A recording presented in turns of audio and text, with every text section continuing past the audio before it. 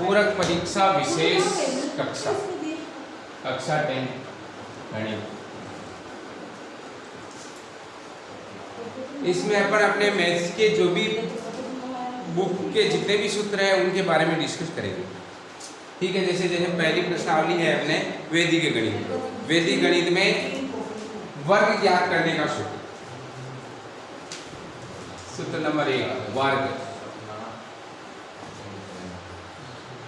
वर्ग संक्रिया, वर्ग संक्रिया। वर्ग संक्रिया में संख्या का स्क्वायर बराबर उपाधार अंक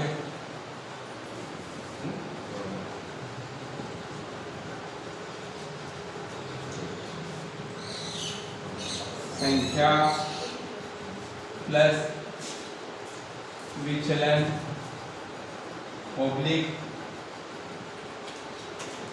विचलन का स्क्वायर। संख्या बराबर उपाधार अंक कोष्टक संख्या प्लस विचलन ओब्लिक विचलन का स्क्वायर। इसके बारे में थोड़ी चर्चा कर लेते हैं अपन। जैसे कोई भी संख्या दे रखी है 25 दे रखी माना, तो 2 अंक हैं तो अपन उसका आधार क्या ले लेंगे 10। ठीक है, और उपाधार क्या लेंगे, जैसे 25 है तो उपाधार क्या आएगा 20 आएगा। और उपाधार अंक क्या आ जाएगा, उपाधार अंक, उपाधार के अंदर आधार का जो भाग दे देंगे तो वो क्या आ जाएगा उपाधार अंक, वो आ जाएगा उपाधार। और विचलन क्या होता है, विचलन क्या होगा, जो अपने संख्या है उसमें से अपन क्या घटा देंगे उपाधार, जो अपनी संख्या दे रखी है उसमें से अपन उपाधार को घटा देंगे तो वो अपना विचलन आ जाएगा। इस प्रकार अपन वर्ग संक्रिया में ये संख्या का सूत्र है। और अब है घनफल। घनफल का है,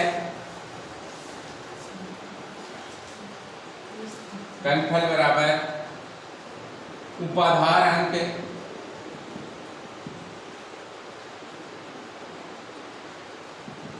उपाधार अंक का स्क्वायर संख्या प्लस 2 गुणित विचलन ओब्लिक उपाधार अंक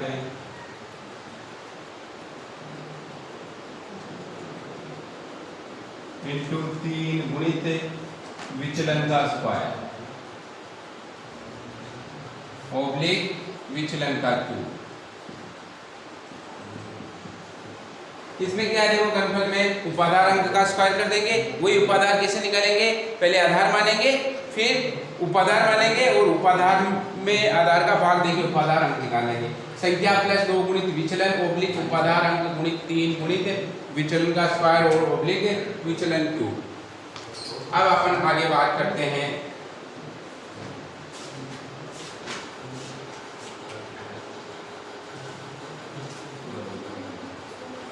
सूत्र परावर्त योज्य। सूत्र परावर्त्य योज्य, इसमें जितने भी सूत्र हैं वो पढ़ेंगे। जैसे पहला सूत्र है ax प्लस b बराबर cx प्लस d। किस प्रकार हो, यानी 2 तो पद x के गुणांक के हो और 2 क्या है अचर हैं, तो इसमें x का मान कैसे निकालेंगे, डायरेक्ट x का मान निकालने का है d माइनस बी बटेवा a माइनस सी। ये बीजीय सूत्र हो गया। इसी प्रकार इसका अगला वाला है ax प्लस b बटेवा p बराबर cx प्लस d बटेवा q है। तो x की वैल्यू क्या आ जाएगी अपने dp माइनस bq बटेवा aq माइनस cp आ जाएगी। थर्ड अनुप्रयोग है इसका अगला वाला, अगर x plus a x plus into x plus B बराबर x प्लस सी और x प्लस डी के रूप का है, तो इसमें x का मान ज्ञात करने के लिए क्या करेंगे, सी डी माइनस ए बी बटेवा a plus B minus C minus D होगा।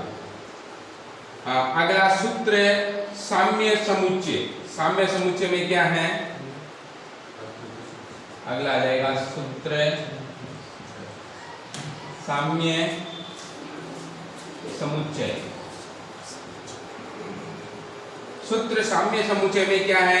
यदि समीकरण में प्रत्येक पद में x सर्वनिष्ठ गुणनखंड है, अगर x कॉमन है यानी x सर्वनिष्ठ गुणनखंड है,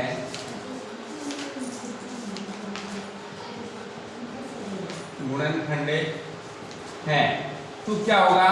इस x का मान 0 के बराबर हो जाएगा। जैसे अपन ने कोई ले लिया, मैंने ये ले लिया मैंने 5x प्लस 2 बराबर 5x, ये ले लूँ।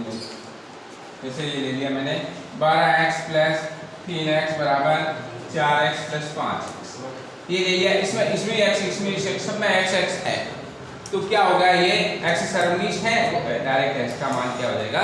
0 हो जाएगा। सूत्र का द्वितीय अनुप्रयोग, अगला वाला, जैसे इसी के अंदर अगला वाला देखते हैं। जैसे कोई संख्या है x plus 1 into 2x plus 5 plus 4 equal to 2x plus 6। इस प्रकार की कोई संख्या है जिसमें क्या है? दोनों में स्वतंत्र पद समान है। अगर दोनों में स्वतंत्र पद समान है, स्वतंत्र पद हो गई ये 5 एकम 5 और 4 9, 5 एकम 5 हो गई, प्लस ये हो गया x प्लस 1। हाँ, दोनों स्वतंत्र पद समान है। अगर दोनों में स्वतंत्र पद समान है तो x का मान 0 आएगा। देखो, जैसे x प्लस 1 और x प्लस 9 बराबर x प्लस 3 और x प्लस 3। देखो, इनको गुणा करो, 9 एकम 9 आ रहे हैं बराबर, और 3 3 9, दोनों तरफ स्वतंत्र पद समान है, इसलिए क्या होगा? डायरेक्ट बराबर x के मान 0 आ जाएगा।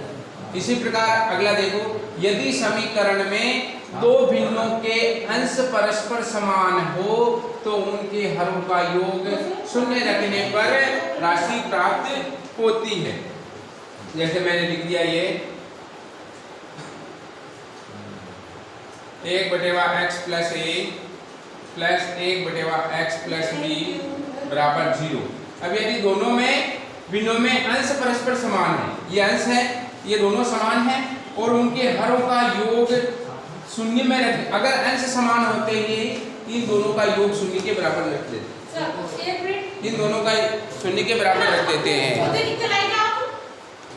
अब देखो, इसमें यदि समीकरण में दो भिन्नों के अंश परस्पर समान है, ये अंश समान है, तो क्या होगा?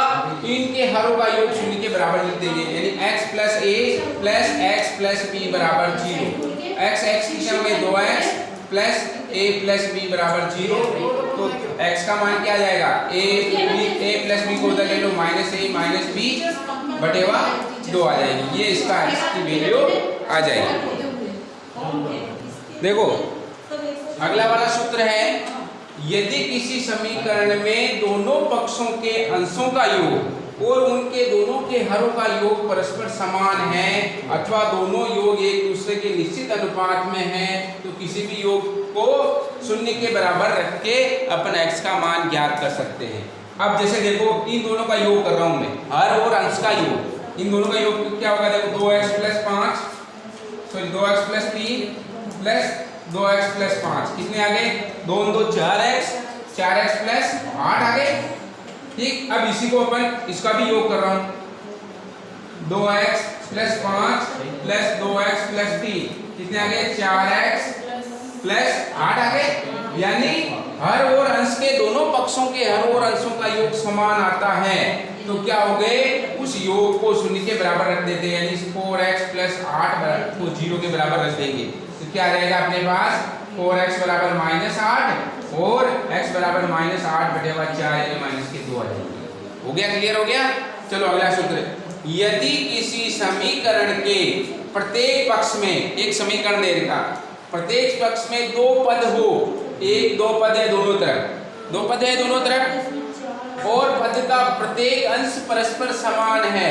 अंश देखो, एक सब में अंश समान है, अंश समान है तथा वाम पक्ष में हरों का योग दक्षिण पक्ष के हरों के योग के समान है। इन दोनों में हरों का योग करो, यानी x plus 7 plus x plus 9 का योग करो, कितने हो गए? 2x प्लस 16 7 9 7 16 हो गए।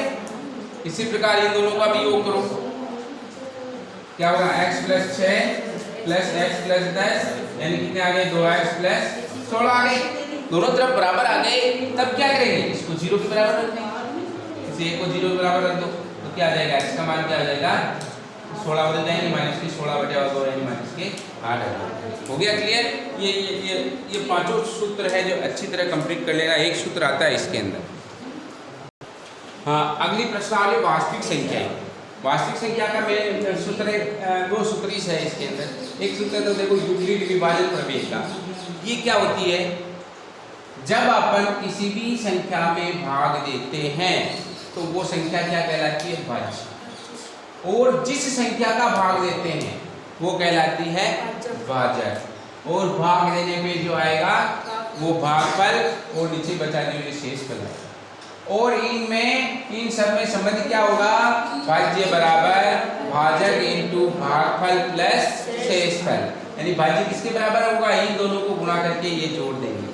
तो इसी को मैंने एक समीकरण के रूप में, व्यंजक के रूप में लिख दिया है। क्या लिखा, भाज्य को तो a मान लिया, इसको b मान लिया, ये q आ गया और ये आ गया a बराबर bq प्लस r।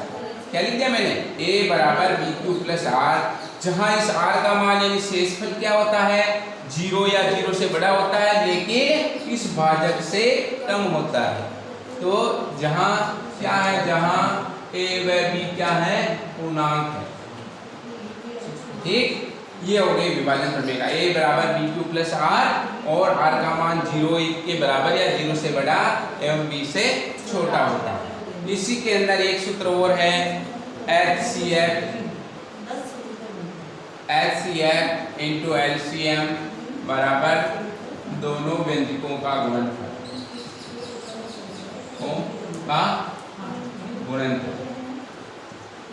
या तो ये क्वेश्चन आएगा या फिर ये आएगा, HCF इंटू LCM बराबर दोनों व्यंजकों का गुणनफल।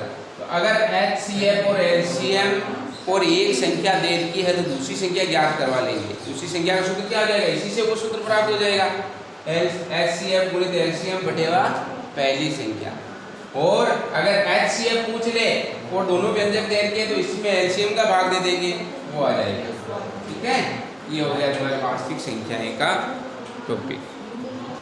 अगला टॉपिक की बात करें जैसे बहुपद। बहुपद में बहुपद ज्ञात करने का सूत्र क्या होता है, X square minus X into शून्यकों का योग, दोनों शून्यकों का योग कर लो अल्फा प्लस बीटा प्लस शून्यकों का गुणनफल, ये हो जाएगा बहुपद ज्ञात करने का सूत्र। और बहुपद के द्विघात वाला अपन व्यापक पद की बात करें तो A X square plus B X plus C बराबर 0 होता है, जहाँ ए क्या है, एक्स स्क्वायर का गुणांक, एक्स स्क्वायर गुणा हो रहा है, बी क्या है, एक्स का गुणांक और सी अचर है। और माना कि दोनों शून्य क्या मान लिए, एल्फा और बीटा, तो एल्फा प्लस बीटा का क्या होगा, माइनस बी अपॉन ए, यानी एक्स का गुणांक बटेवा माइनस एक्स का गुणांक बटेवा एक्स स्क्वायर का गुणांक। इसी प्रकार गुणनफल क्या होगा, एल्फा इंटू बीटा बराबर सी अपॉन ए, यानी अचर पद बटेवा ए। हाँ, इसी में अगला सूत्र देखते हैं अपन, जैसे समीकरण ले लिया मैंने X square plus B X plus C बराबर 0।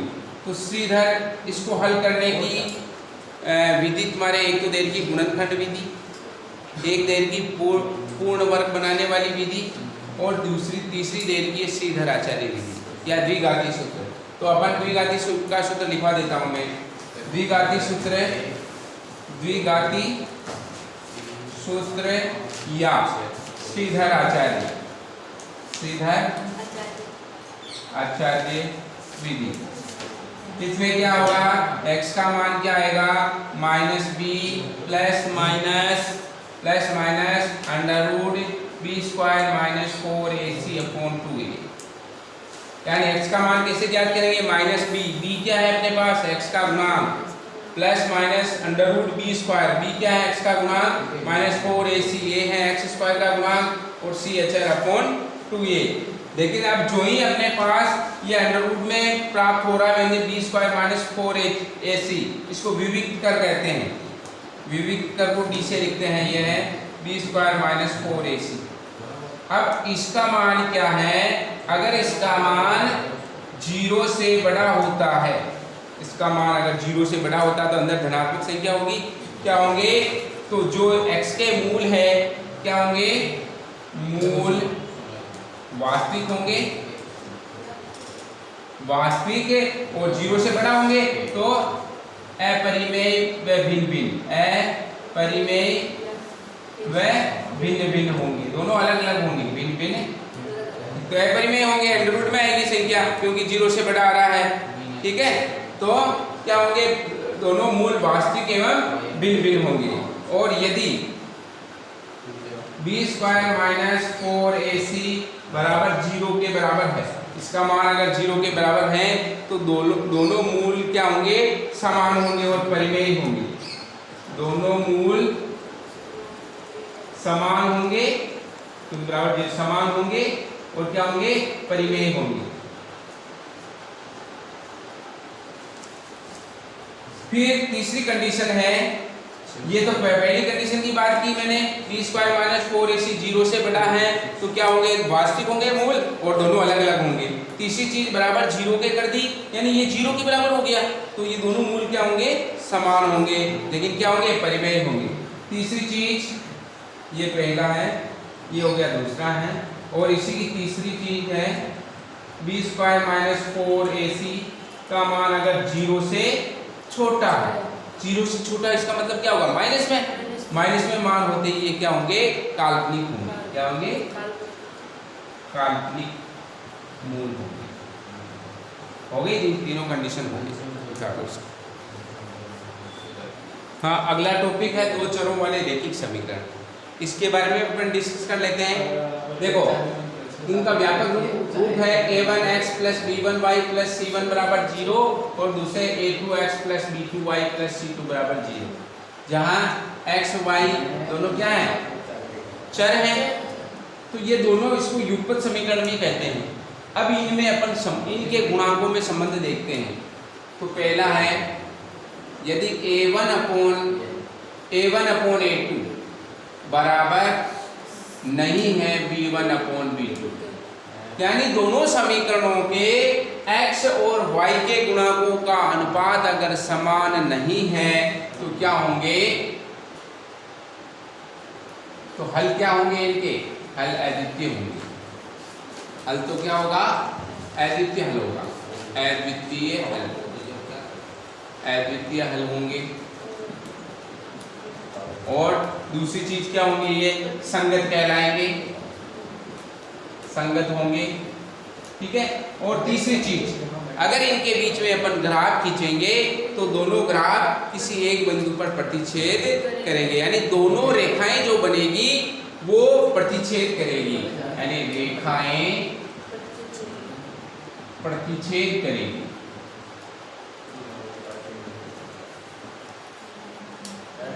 इसी प्रकार दूसरा सूत्र है इसी से, a1/a2 बराबर b1/b2 बराबर c1/c2, तीनों गुणांकों के अनुपात समान है तो क्या होंगे, अपरिमित रूप से अनेक हल होंगे।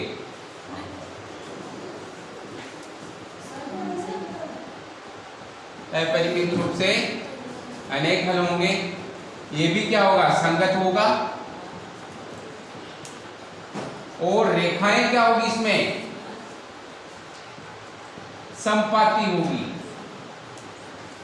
समपाती का मतलब दोनों जो समीकरण हैं वो एक ही रेखा को व्यक्त करेंगे। अगर दोनों के अपन समीकरण से अपन ग्राफ में खींचेंगे तो एक ही रेखा बनेगी, यानी एक रेखा के ऊपर दूसरी रेखा खींची जाएगी, इसलिए दोनों रेखाएं समपाती होगी और दोनों मिला के एक समीकरण ही होगा। इसलिए क्या होगा, एक समीकरण में अपरिमित रूप से अनेक हल होते हैं। कैसे होते हैं, भिन्न भिन्न x के मानों के लिए भिन्न भिन्न y के मान प्राप्त होते हैं, या भिन्न भिन्न y के मानों के लिए भिन्न भिन्न x के मान प्राप्त होते हैं।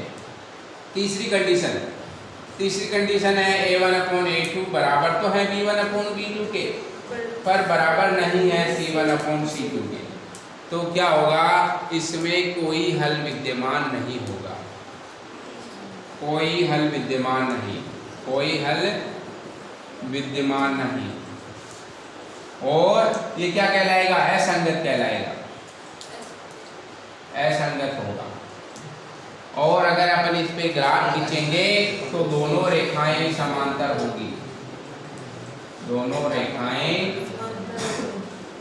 समांतर होगी। अगर दोनों रेखाएं समांतर होगी तो वो कहीं टच होगी नहीं, टच होगी नहीं तो इसका हल होगा ही नहीं, और हल नहीं होगा तो रेखाएं समांतर हो गई, इसलिए इसका कोई हल विद्यमान नहीं होगा। ये हो गए हमारे दो चरों वाले रैखिक समीकरण का टॉपिक। चलो समांतर श्रेणी। देखो समांतर श्रेणी में nवां पद ज्ञात करने का सूत्र होता है an बराबर a plus n minus 1d, जहाँ a तो क्या है प्रथम पद, a बराबर तो प्रथम पद, और d बराबर क्या है nवां पद, सॉरी d बराबर सारवांश है। ये अपने nवां पद ज्ञात करने का सूत्र, जैसे पहला पद 10वां पद 20वां पद बचा जो भी पद है, ये n बराबर हो जाएगा पदों की संख्या, n बराबर पदों की। अब दूसरी चीज है, अगर हम अंतिम से nवां पद ज्ञात करते हैं, उसका सूत्र है अंतिम पद से nवां पद बराबर, nवां पद ज्ञात करने का सूत्र, अंतिम पद से nवां पद ज्ञात करने का सूत्र क्या होगा an minus n minus 1d, यानी अंतिम पद आ जाएगा ये, इसको मैं n से लिख दूंगा l minus n minus 1d, ये क्या होगा अंतिम पद से nवां पद ज्ञात, केवल माइनस आ जाएगा यार, अंतिम पद से nवां पद ज्ञात करने का सूत्र। तीसरी चीज, अगर अपन समांतर श्रेणी में पदों को ले दें, पद मानने हैं समांतर श्रेणी में, कैसे मानते हैं, a माइनस डी मान लेंगे पहला पद, दूसरा a मान लेंगे, तीसरा a प्लस डी मान लेंगे, तीसरा a प्लस 2d मान लेंगे, चौथा a प्लस 3d, इस प्रकार ये समांतर श्रेणी, ये समांतर, ठीक है। चौथा सूत्र है इसका n पदों का योग ज्ञात करने का सूत्र, n पदों का योग, यानी Sn बराबर क्या होगा n बटेवा 2a plus n minus 1d, या n by 2 a plus l, ये चलो ये आपके समांतर श्रेणी के सभी सूत्र हो गए। एक इसको देखो, अगर अपन को n पदों का योगफल दे रखा है, n पदों का योगफल दे रखा है तो nवां पद कैसे निकालते हैं, जैसे nवां पद Sn minus n Sn minus 1 से निकालते हैं। जैसे मैंने n बराबर 1 ले लिया तो पहला पद कैसे निकालेंगे, पहले पद n बराबर 2 ले लिया मैंने, जैसे n S2 यानी दो पदों का योगफल में से एक पद का योगफल निकालते ही क्या आ जाएगा अपने पास, पहला पद प्राप्त हो जाएगा। ठीक है, ये हो गया हमारा समांतर श्रेणी का। देखो अगला टॉपिक डिस्कस कर रहे हैं त्रिकोणमितीय अनुपात। त्रिकोणमितीय अनुपात कितने हैं, 6, एक तो साइन, एक कोस, टेन और सेक और कोसेक। साइन को कैसे ज्या, कोज्या, स्पर्शज्या, और ये इसका विक्रम, ये इसका विक्रम, ये इसका विक्रम और ये इसका विक्रम है। ठीक है, अब इनके अपन देखते हैं, जैसे NL बटेवा KK, लाल बटेवा कक्का। ठीक है, सबसे पहले मैं एक समकोण त्रिभुज बना देता हूँ, ये समकोण त्रिभुज, ये कोण देगा थीटा, जो थीटा है उसके सामने वाली भुजा कहलाती है लंब। ठीक है, और 90 डिग्री के सामने वाली भुजा कहलाती है कर्ण, और जो शेष बचा है वो क्या हो जाएगा, इसमें थीटा चेंज होता रहता है, कभी ये है तो ये थीटा ले लें अपन, ये थीटा ले लेंगे तो ये क्या हो जाएगा, लंब ये हो जाएगा। अब चलते हैं बाद में लाल बटेवा कक्का। अब इसमें पहला वाला तो होता है साइन, यानी साइन बराबर क्या होंगे, लंब बटेवा आधार, लंब और आधार का अनुपात होगा साइन का। ये अनुपात साइन का अनुपात क्या होगा, लंब बटेवा कर्ण, लंब बटेवा कर्ण। दूसरा कोस क्या होगा, ये वाला कोस होगा a बटेवा k, आधार बटेवा कर्ण। तीसरा टेन क्या होगा, लंब बटेवा आधार, ये टेन होगा लंब बटेवा आधार। चौथा कोट क्या हो गया, टेन का उल्टा, ये टेन है आधार बटेवा लंब, इसको कर दो कोट क्या होगा, आधार बटेवा। और सेक क्या होगा, कोस का उल्टा, कर्ण बटेवा आधार, कर्ण बटेवा। और कोसेक क्या होगा, कर्ण बटेवा लंब, साइन का उल्टा हो जाएगा कर्ण बटेवा। ये अपन ने साइन कोस टेन के सूत्र ले लिया। साइन का मतलब होता है लंब बटेवा आधार, कोस आधार बटेवा कर्ण, टेन लंब बटेवा आधार, कोट आधार बटेवा लंब, सेक कर्ण बटेवा आधार और कोसेक कर्ण बटेवा लंब। अब अपन इसकी सारणी बनाना सीखते हैं।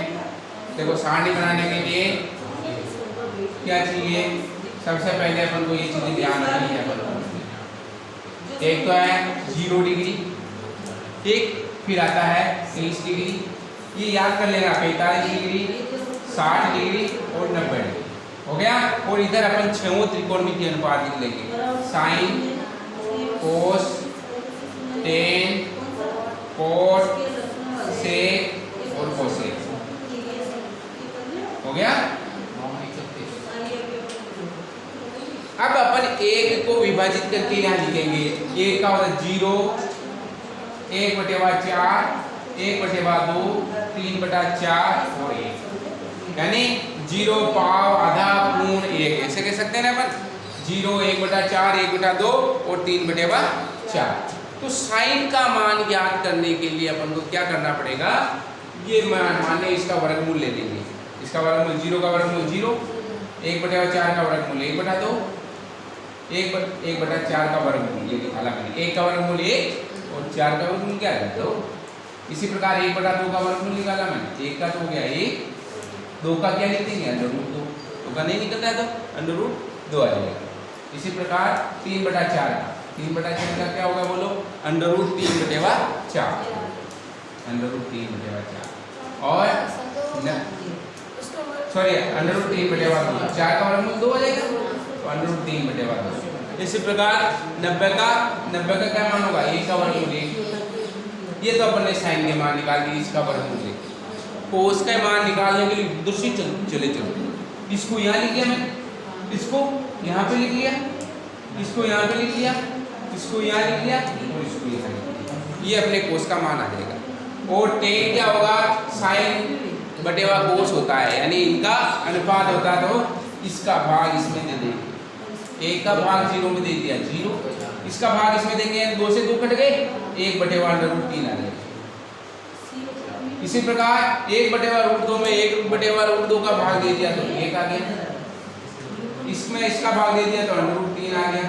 और 0 का भाग किसी भी संख्या में देंगे तो क्या होगा, अनिर्धारित रूप आएगा, यानी इंफिनिटी से लिखते हैं, हो गया। ये अपने पास 10 का मान, 10 का मान सबसे ज़्यादा ऊंचाई और दूरियों में काम आएगा। 10 का तो पक्का याद ही कर लेना, इसमें केवल साइन और 10 का पक्का याद कर लेना, पूरी सारणी याद हो जाएगी, ठीक है। नहीं हो तो सारणी बनाना मैंने बता दिया। कोड क्या होगा, यहाँ से लिखना चालू कर दो, इंफिनिटी √3, 1, 1/√3 और 0। सेक क्या होता है, कोस का उल्टा, कर दो कोस का उल्टा, 1 का व्युत्क्रम 1, √3/2 का क्या होगा, 2/√3, ठीक, और 1/√2 का √2, 1/2 का 2 और 0 का क्या हो गया, इंफिनिटी। अब इसको कोसेक के लिए इसको इधर से लिख लो, इंफिनिटी 2 √2, 2/√3 और 1। ये अपना क्या हो गए, त्रिकोणमितीय अनुपात के मान हो गए, अपने कोण हैं उनके मान हो गए। हाँ, अब आगे बात करते हैं अपन पूरक कोणों की बात करते हैं। पूरक कोणों में मैं डायरेक्ट सूत्र लिख के बता रहा हूँ, सूत्र लिख देना, साइन 90 - थीटा बराबर क्या होता है, कोस थीटा, ठीक। और कोस 90 - थीटा बराबर होता है, कोस 90 - थीटा बराबर होता है साइन थीटा, ठीक। और फिर आता है टेन 90 - थीटा बराबर होता है कोट थीटा, और कोट 90 - थीटा, कोट 90 - थीटा बराबर होगा टेन थीटा।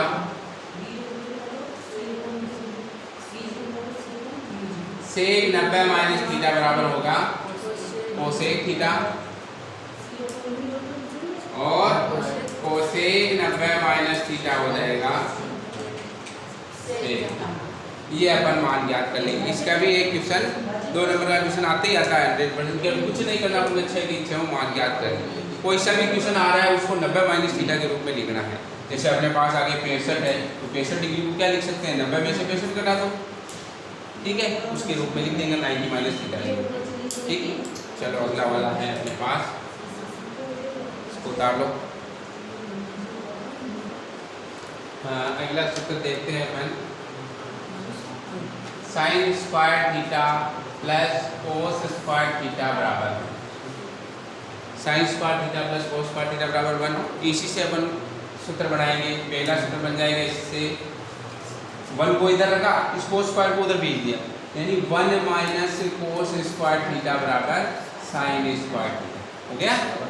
फिर अब की बार साइन स्क्वायर को उधर भेज दिया तो 1 माइनस साइन स्क्वायर थीटा बराबर क्या हो जाएगा, कोस स्क्वायर थीटा।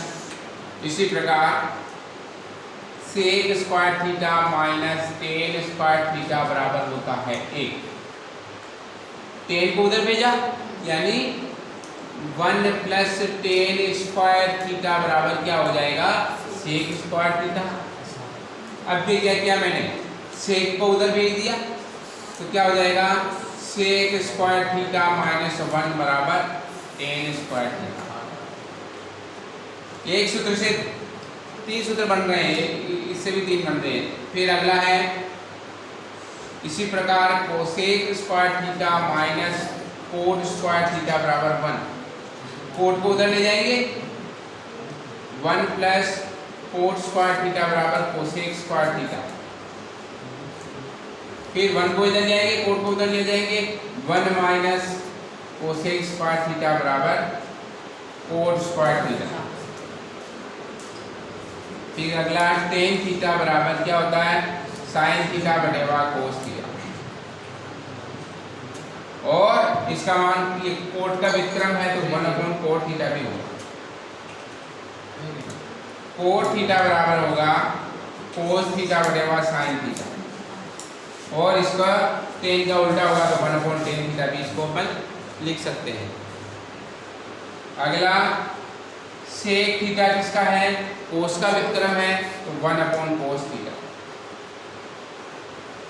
और कोसेक थीटा, कोसेक थीटा क्या है, साइन का विक्रम है तो 1/साइन थीटा। ये अपने सारे सूत्र हो गए। इन्हीं के अंदर इन सर्व समीकरणों के अंदर बीजगणित के सूत्र भी काम में आएंगे, वो भी लिखवा दूंगा। a प्लस बी का होल स्क्वायर का सूत्र होता है a square plus 2ab plus B square. इसी प्रकार a माइनस बी का होल स्क्वायर का सूत्र होगा a square minus 2ab plus B square. a square minus B square का होगा एक बार प्लस में और एक बार माइनस में, यानी a plus B into a minus B. और फिर क्यूब वाला सूत्र a प्लस बी का होल क्यूब बराबर होगा a cube plus 3ab a plus B cube, या इसको भी लिख सकते हैं a cube plus 3a square B plus. इसी प्रकार a माइनस बी का होल क्यूब बराबर a cube minus 3ab a minus B cube. a cube minus B cube का फार्मूला होगा a minus b into a square plus a b plus B square. a cube plus B cube का formula होगा a plus B into a square minus A b plus B square. a cube plus B cube plus c cube minus 3abc का formula होगा a plus b plus c into a square plus B square plus c square minus A b minus b c minus सी, ये हो गए 4 हो गए।